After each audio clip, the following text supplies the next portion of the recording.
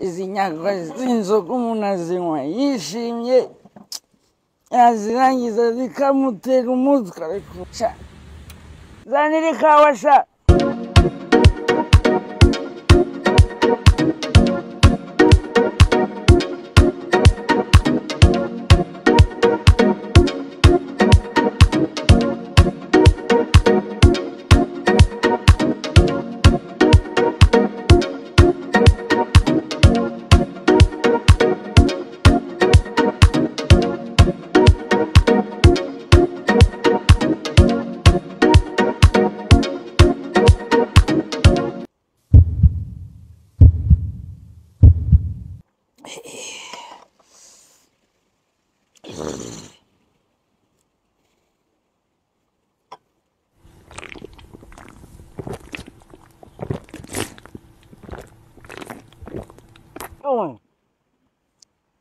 ariko iyi kawa mwashyizemo ibiki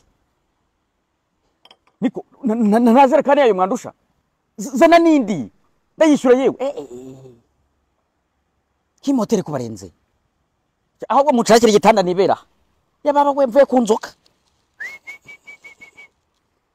ikawa neye ndakurahiye